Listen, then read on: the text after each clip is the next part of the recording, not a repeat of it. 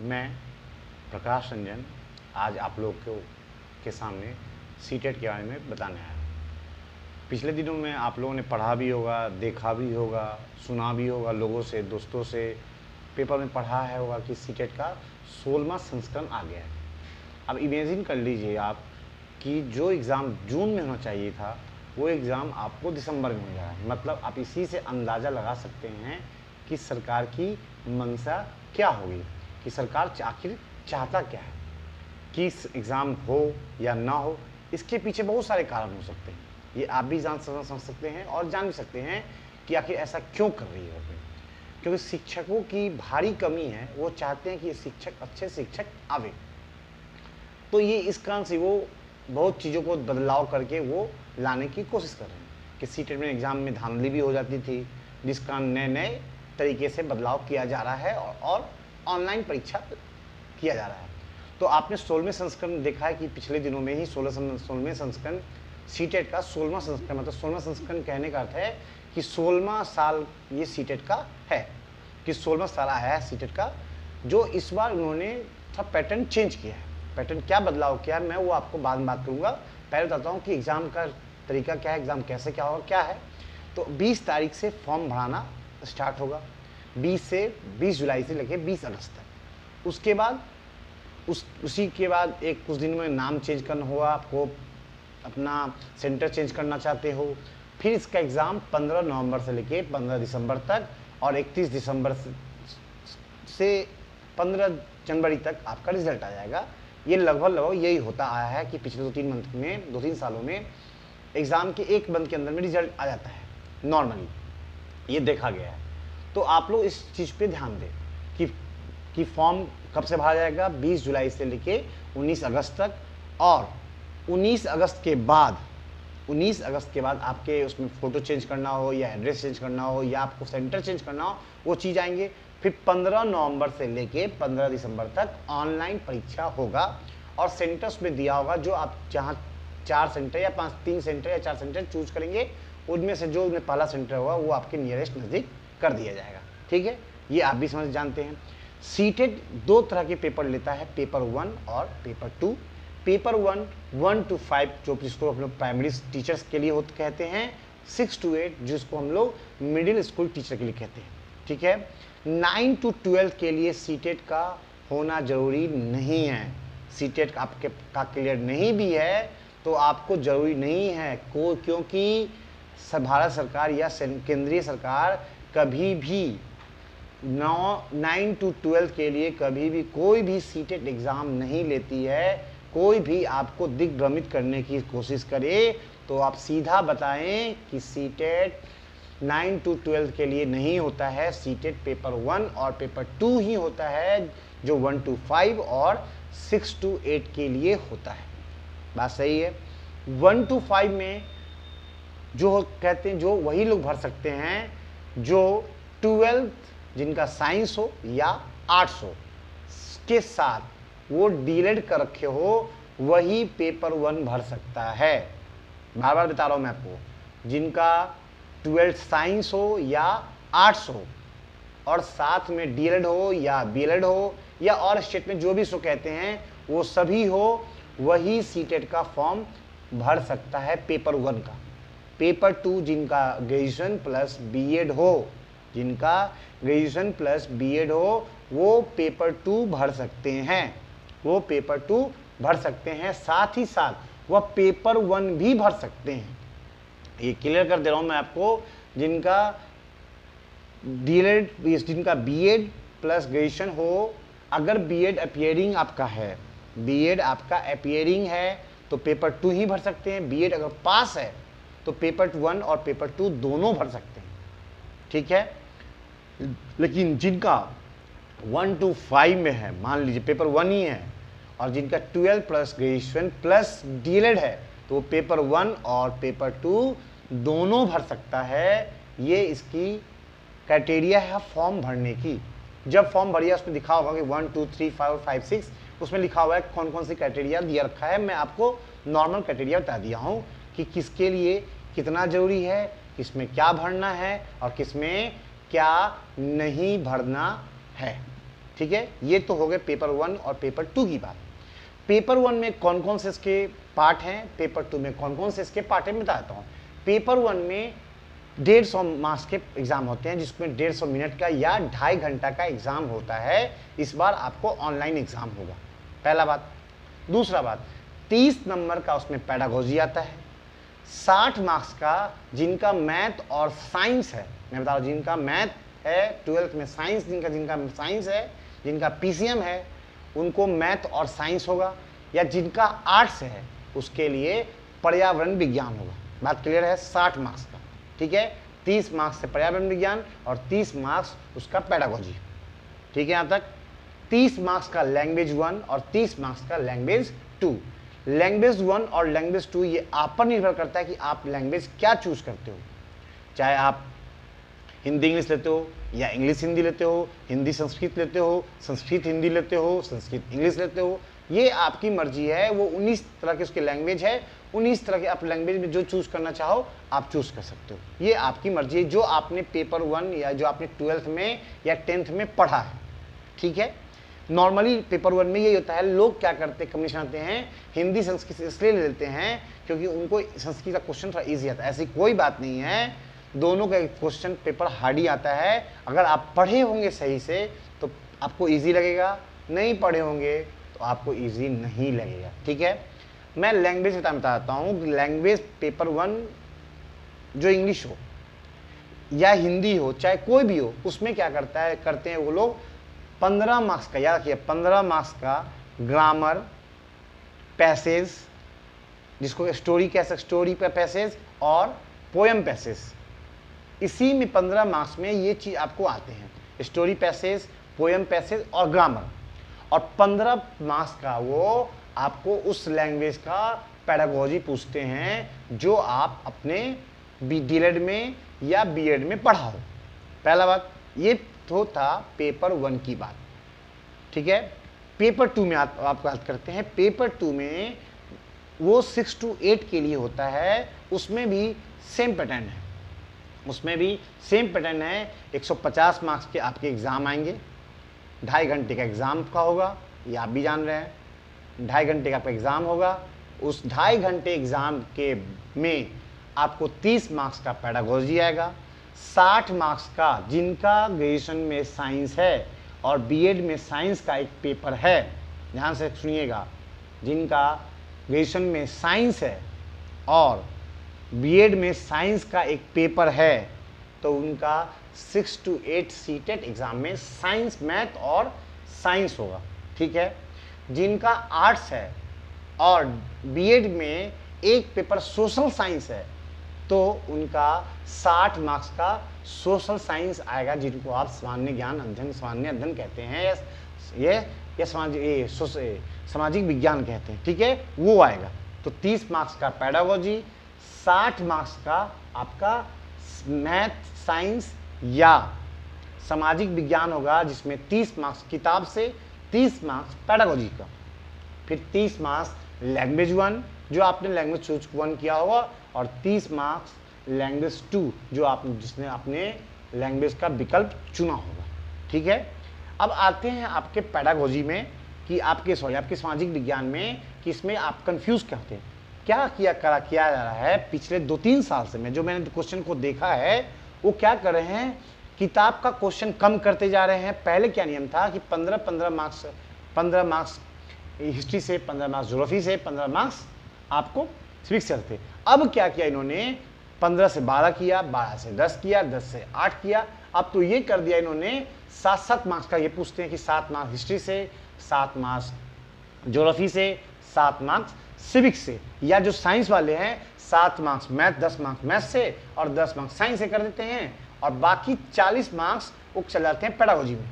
तो आप ये याद रखिए कि आप एनसीईआरटी को पढ़िएगा, लेकिन 40 मार्क्स उधर आपको बीएड वाले पेडागोजी से ज़्यादा पूछेगा, तो आप उस पर ज़्यादा ध्यान दें।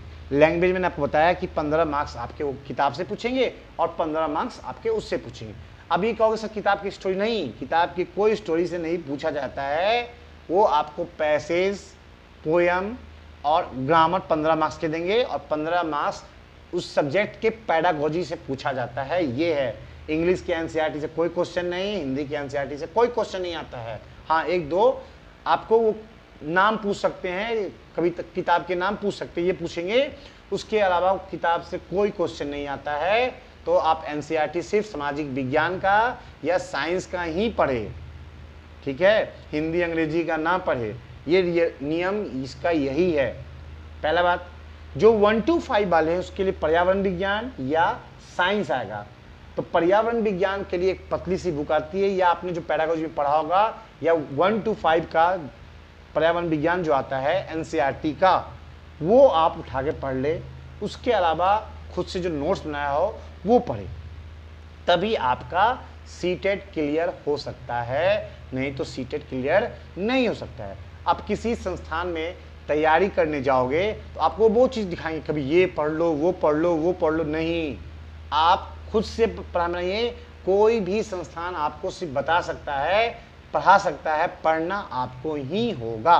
तो हम आते हैं सीटेट की बात कर रहे थे, आपको बताने का कि आप क्या करो, एनसीईआरटी 6 और जो पेपर 2 के लिए तैयारी कर रहे हैं, मैं बता रहा हूँ, जो पेपर 2 के लिए तैयारी कर रहे हैं वो 6 to 8 का एनसीईआरटी बुक उठा ले, 6 to 8 का एनसीईआरटी ईमानदारी से पढ़ ले, और 9 का जो एनसीईआरटी है उसको एक बार पूरी नज़र से देख ले, अच्छे नज़र से, जिससे क्या होगा कि 6 to 8 आपका पूरा कवर हो जाएगा। पहला चीज़, जो 1 to 5 के लिए है वो 1 to 5 का पर्यावरण विज्ञान या मैथ साइंस को पढ़ ले, और जिससे आपका वो कवर हो जाएगा। उसके बाद 6 का एक बार आप देख ले साइंस पूरा बुक, जिससे पुराना आपका नीचे का पूरा कवर हो जाएगा। इससे क्या होगा कि आप अच्छे से तैयारी भी कर सकते हैं और अच्छे से समझ भी सकते हैं, ठीक है। ये तो इसका ठीक था। अब इसके लिए कौन कौन सा बुक पढ़े मैं आपको बता देता हूँ। आप क्या करो, लुसेंट का एक आता है पैडागोजी बुक, वो खरीद लो, वो पेपर 1 और पेपर 2 के लिए आता है। लुसेंट का एक आता है आपको पर्यावरण विज्ञान का, पतली सी बुक आती है, वो खरीद लीजिए, ठीक है। 6 to 8 वाले जो भी हैं वो एनसीईआरटी बुक को पढ़ ले, 6 to 8। और जो उसका पैडागोजी है वो आपने किस में पढ़ा होगा, आपने बीएड में पढ़ा होगा। उस बीएड के बुक पेपर 3 या पेपर 4 का नाम होगा, उस बुक को उठा ले और उस बुक को पढ़ ले, ठीक है। आपने जो लैंग्वेज के लिए, अब आप कहना चाह रहे हो लैंग्वेज के लिए, तो लैंग्वेज के लिए आपने जो बीएड में पेपर पढ़ा होगा एक लैंग्वेज के लिए, या जो डीएलएड में पढ़ा होगा, आप उसी को पढ़े। उसके अलावा कोई और किताब को ना पढ़े, 4 बुक को पढ़े, इस 4 बुक के अलावा कोई बुक ना पढ़े, यही काफ़ी है आपके सीटेट करने के लिए, ठीक है। पहली बात तो ये। दूसरी बात, आप पिछले 15 साल का जितना भी क्वेश्चन आंसर है उन सभी को बना जाए, और हर दिन क्या करें, एक सेट को बनाएं, जिससे क्या होगा, आपको भी समझ में आएगा कि हमें तैयारी कैसे करनी है और किस टाइप का क्वेश्चन आता है। देख, क्वेश्चन कैसे रिपीट करता है इसी समझिए। एक बार पूछा गया था हम लोग से क्वेश्चन कि काला सोना कहाँ पाया था, ठीक है, काला सोना कहते किसको है, ठीक है। पहला बात तो ये, तो काला सोना पेट्रोल कहते किसको, या जो काला ये उसके वजह से कि जो सूर्य घूमती है, जो अर्थ घूमता है, वो कैसे घूमता है। ये क्वेश्चन 14 में पूछा, ये क्वेश्चन 16 में ही पूछा, ये क्वेश्चन 15 में, उसके बाद 12 में ही पूछा। तो इस चीज़ को मैं ये कह रहा हूँ कि क्वेश्चन वही रहता है, पर उनका घुमाने का पैटर्न हो गया। पहला चीज़ तो ये, दूसरा चीज़ तो ये, तीसरा चीज़, अब ये किताब से क्वेश्चन कम पूछ रहे हैं। मैंने क्या बताया, शुरू में बताया था कि पहले 15-15 मार्क्स, जैसे हिस्ट्री से 15 मार्क्स, ज्योग्राफी से 15 मार्क्स, और आपको 15 मार्क्स किससे, सिविक्स से। लेकिन इन्होंने अब क्या कर दिया, 7 मार्क्स 7 मार्क्स 7 मार्क्स, या 7 मार्क्स 7 मार्क्स 6 मार्क्स, ये कर दिया। अब ये आपको थ्योरी से कम प्रैक्टिकल से क्वेश्चन ज़्यादा पूछ रहे हैं। प्रैक्टिकल कहने का अर्थ है कि पैडागोजी से क्वेश्चन ज़्यादा पूछ रहे हैं। और क्वेश्चन किस तरीके से पूछ रहे हैं, जैसे एग्जाम्पल बता रहा हूँ आपको, कि जैसे आप स्कूल के, आप एक क्लास ले रहे हैं, क्लास में एक बच्चा शैतान है और वो आपको पढ़ाने नहीं दे रहा है, तो आप उसके लिए क्या करेंगे, या तो उसको ए पनिशमेंट देंगे, बी उसको मारेंगे, सी प्रिंसिपल के पास लेंगे, या डी क्लास का मॉनिटर आनेंगे, ठीक है। अब ये वही कर सकता है जो ट्रेनिंग समय में क्लास लिया हो। अब जो ट्रेनिंग समय क्लास ना लिया हो, बीएड ऐसे कर लिया हो और सीट एग्जाम दे, तो वो इस चीज़ को जवाब नहीं दे सकता। जो बीएड ट्रेनिंग समय में किसी स्कूल में जाके पढ़ा के देखा होगा, वही व्यक्ति इस क्वेश्चन को जवाब दे सकता है। तो इस टाइप के क्वेश्चन वो ज़्यादा पूछ रहे हैं और कोई एग्जाम होगा आपका ऑनलाइन, तो चोरी होने का डर कहीं नहीं है, देना खुद से आपको है, किसी से पूछ भी सके पैटर्न कैसा है, कि आपका ए सेट है कि आपका बी सेट है। इसलिए आपको मैं कह रहा हूँ कि अब एनसीईआरटी को पढ़े, लेकिन उतना ही पढ़े, लेकिन उससे ज़्यादा प्रैक्टिकल, जिसको हिंदी में कहते हैं प्रायोगिक क्वेश्चन पे ज़्यादा ध्यान दे। प्रायोगिक क्वेश्चन में ज़्यादा ध्यान दीजिएगा, उतने ही आपके मार्क्स होंगे। गौर कीजिएगा तो 30 मार्क्स पेडागोजी हो गया आपका, 40 मार्क्स आपका इसमें हो गया, 15-15 मार्क्स आपके लैंग्वेज 1 और लैंग्वेज 2। तो जोड़ लीजिए 30, 60 और 60 40, मतलब 100 मार्क्स आपके सिर्फ पेडागोजी से क्वेश्चन आ रहे हैं, सबके पेडागोजी से। अगर इन 100 में से भी आप 70 मार्क्स पेडागोजी में ले आते हैं तो 30 मार्क्स तो आपको इधर से ऐसे ही हो जाएगा। तो आप इस पे ध्यान दीजिए, उस किताब पे कम ध्यान दीजिए, ठीक है। तीसरी बात तो ये थी। चौथी बात कहते हैं, जो साइंस वाले हैं अब उनसे वो नहीं पूछा जा रहा है कि डिस्टेंस कितना है, ये नहीं, अब वो उसमें भी क्वेश्चन हार्ड कर रहे हैं।